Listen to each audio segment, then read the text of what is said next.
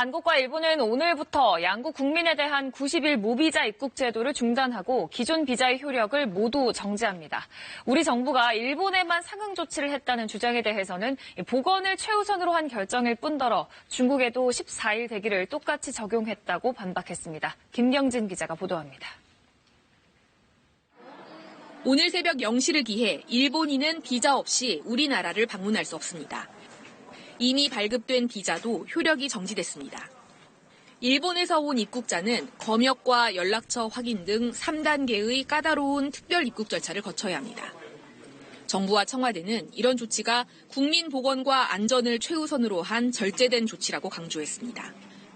일본에서 코로나19가 확산하고 방역 능력에도 의심이 들던 차에 일본이 갑자기 입국 제한 조치를 취하면서 우리도 조치를 취했다는 겁니다.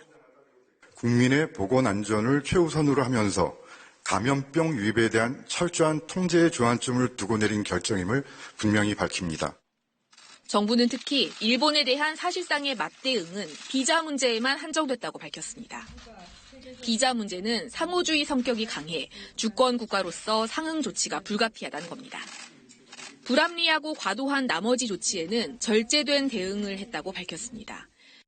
입국 거부 지역 확대와 입국 가능 공항 제한에 맞서는 대응 조치는 내놓지 않았고 14일간 대기 조치에는 중국에도 똑같이 적용하고 있는 특별 입국 절차를 확대 적용했다고 강조했습니다. 일본과 중국에 똑같은 특별 입국 절차를 적용하기로 한 것이 왜 중국은 감싸고 일본에만 강경 대응을 한 것입니까? 정부는 코로나19 대응 미비 등으로 약해진 아베 정권의 지지 기반을 만회하기 위해 일본이 갑작스럽게 입국 제한 카드를 꺼내들었다고 보고 향후 추가 조치 적용 등을 검토하기로 했습니다. KBS 뉴스 김경진입니다.